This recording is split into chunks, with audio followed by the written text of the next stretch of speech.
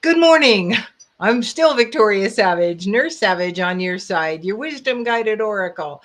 And we're having coffee. I've got my beautiful moose mug, very much a fall winter type of mug, and I love it.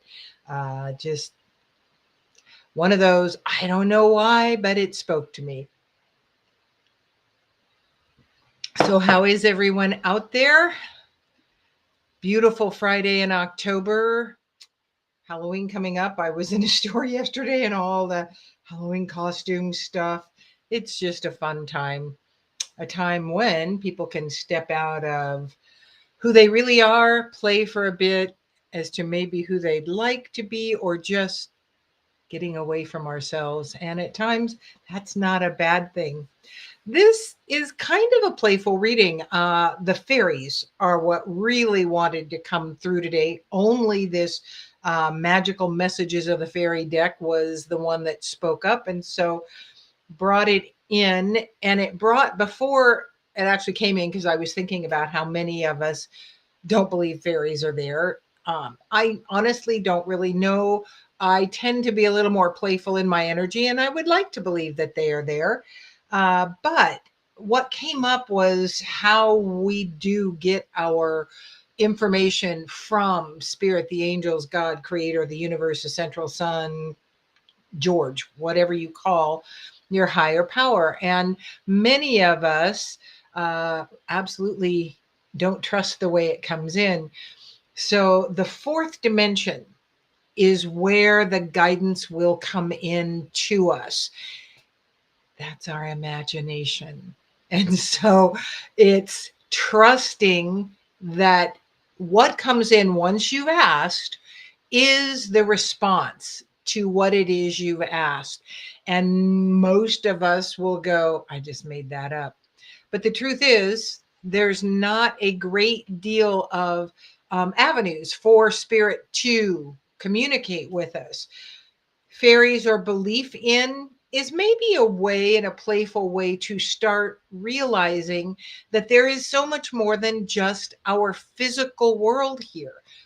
We are that energy of the fourth dimension, the fifth dimension, the third dimension, the second dimension. All of these different dimensions are within us. And so it's accessing and really beginning to trust that you can get access. Emotional healing is the first step. Healing the things, and many of the things that want to be healed right now as adults came in our childhood, in that time when fairies could be real, when we really wanted um, that make believe world to be true. And so we indulged in it. And most of us understand now that where we focus is what expands. So the possibilities of what if is a great way to move forward in understanding that I don't know everything about everything, but I'm willing to learn more and more each day. I'm willing to step into the possibilities that are open to me. And so that emotional healing is a great place to begin, especially if you're someone like many of us who don't have a lot of childhood memories. Um, One woman said to me, I don't remember anything about my childhood, which leads me to believe that it was somewhat traumatic. There are things that need to be healed. Do you have to go into those traumas? No, I don't think you do. An intention to heal this one thing that is holding you back in this one area. And you don't have to know the thing. The area you do know, because you'll know that it's a pattern in life, or it's a block that you've had. And so, it's something you've worked on but don't seem to be able to get past. There is a thing there that needs to be released. And so you don't have to know the name of what it is that trauma is. The likelihood is you will start to have some memories. And so the next card that came up is pregnancy. This does not necessarily mean a physical pregnancy. This is a giving birth to a new you, to a new way of living, a new way of considering, a new way of thinking in the world. Fertility has to do with ideas, with plans, with possibility thinking. And that's what kids have in spades. I shared this a few times. My granddaughter, who's now 11, said to me at 6, I said, well, I just, for fun said, Lennox, what do you want to be when you grow up? And she said, well, I want to be a veterinarian or a rock star. Both were possibilities in her mind. And somewhere along the line, we have our possibilities squelched in many cases. And we start believing that we can't be. We're rarely told what we can be. We're very good as a society telling people what they can't be, what they can't do, how they can't act. But rarely are we told what we can do. It's kind of like our wonderfulness, our gifts, our beauty. We're not told to expand that. We're told to diminish that and not be conceited and not put out there all the successes we've got. That's awful. So we are trained to believe that we are less than, that we are not enough, that we are never going to be enough. And so it's time to really consider the imagination portion, because in the imagination, we begin to play with what we would like to have happen. And remember, what we focus on expands. So the new career, this again isn't necessarily a job. It can be a new way of thinking, a new way of walking in the world, entertaining new possibilities, entertaining something different than what we have in front of us, because that's where it begins. Every single thing that was ever built started in someone's imagination. Your path can start in your imagination too. I can hear you now. I'm not very special. I don't really have any gifts. I'm not all that creative. I don't have what all these other people have. Immediately say to yourself, cancel, cancel. I choose to believe, and go into your imagination, even if it's just for a couple minutes today. When you go on a lunch break, go by yourself, get outside if you can. If not, just get into a quiet place and go, if all things were possible, what would my life really look like? Grand rising to you too, Francesca. What would my life look like if all things were possible? Because all things are possible. We have spent eons in domination or under domination and control. And many of us will go to, yeah, that patriarchy. We have all been the patriarchy in other lives, meaning we have all been masculine and we've been feminine. And so this isn't a condemnation of men, because there are incredibly lovely, wonderful men out there working this path too. But it is that dominator energy, the control energy that we've been under. And, I noticed something, people that would, a woman in our town posted, now that this coffee shop's gone out of business, a place to sit and visit, lovely what it was. Is there any other place to sit in town to visit with people? And the couple of negative, disempowering comments came from men. And there's like 3 different posts I've looked at in this particular setting, where the comments were either jokingly sarcastic, but they were all negative, and they were all men, the ones that have to bring us back to reality. And that to me stood out a great deal. I happen to live with a man who calls himself very real. I call him very negative, and I've lived with him for 43 years. And I say most of the time I still like him a lot. But that's been a struggle. He's a protector, and he is a problem solver. So they look for the problems, they look for the negative, and they become very focused on that. What we focus on expands. And his mantra through life is, if anything bad can happen, it will, Murphy's Law.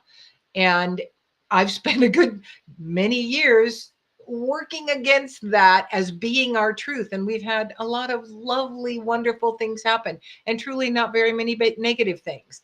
But that's the thing. It's like the new career is a new focus for you. That is your new job, to begin focusing more on what you desire and less on what you don't. And then another part is the healing, the debt paid off. This is not just a financial card. Look at the freedom there. Look at the fact that this is a butterfly type fairy, a transformation, a debt paid off. The old weight and habit is lifted from you and your life. This is definitely can be a way of thinking, a way of projecting who you are in the world, a forward projection of where you're going in your life based on past and where you are now. And the past is an illusion. The only thing that keeps it open is your energy that you're spending, your precious energy there in the past. How do you want to move forward? Get a very general picture of that. I'd like to have a house with, outdoor space around it so I can have flowers and trees. Or I want to live in the mountains in a very secluded little cabin on a lake. I want to overlook the river. I want to live in a beautiful mansion on a hillside overlooking a valley. Whatever that is. I want to travel the world. What do you want your life to look like? What would be what you would create if you were powerful? Because you are powerful, and you're very powerful in creating more of what you don't want. That is what most of us are trained in. What are you not wanting in your life that you keep bringing to you? Maybe more debt, maybe financial debt, but debts have to do with energy. A debt paid off, something that you have owed in this lifetime. And maybe it is just a way that you have been thinking that has kept you limited and boxed in. You can choose that debt to be paid. I advise you to choose what it was you wanted to learn from this maybe less than easy circumstance that you were in. What did I want to learn and grow from this? How can I expand with this? And you will get the insights. Generally, they'll come in your thoughts, in your imagination, in the fourth dimension. And so I urge you to begin trusting the inklings that come there, trusting the ideas, trusting the little thoughts that seep in when you ask that question. There's something else that wants to come up. Okay, it is this beautiful deck from Linda Fabre, who is a beautiful intuitive artist. She's been online. I haven't really connected with her recently. The last card for today wanted to come from her deck. Embrace the unknown. Embrace that fourth dimension. You simply don't know what you don't know, and that's okay. Don't overthink it. Just dance with the winds of change. Enjoy the unfolding adventure. Trust in the power of partnership and allow compassion to lead. And compassion is huge. And again, the you doing you, having compassion for yourself in the way it has been, the things that you have done that maybe you aren't so proud of, that usually came out in a reactive sort of energy, reacting to something that threatened an equilibrium that you have found, regardless of how healthy it was for you or whatever. Have compassion for yourself and know that there is always the chance to shift what has happened. Sometimes it means you go back and apologize. Sometimes it means you walk away. Sometimes it means you go inside, seek the learning opportunity, and daydream about what you would choose if you had the power to create, because you do. You are creating at all times. We all are. So you're either creating more of what you want or more of what you don't want. It is all up to you. Nobody does that creation for you. Powerful to step into your divine empowered energy. And when you are asking the challenging times, what did I want this for? Why did I bring it into my field? What can I learn here and how can I grow from it? Then you're in that divine power of creation. You're no longer under the circumstances. You are no longer in the victim mode. You're in the creator mode. Learn from it, move forward, and expand. That's where the fourth dimension comes in. Talk to your angels, your guides, your companions in your imagination. Go ahead and daydream. Be a child again. Childlike energy is hugely powerful in shifting our life moving forward. We are complete for this beautiful Friday in October. Thank you so much for joining me. I'm Victoria Savage, Nurse Savage on your side, your wisdom guided oracle. Until we meet again.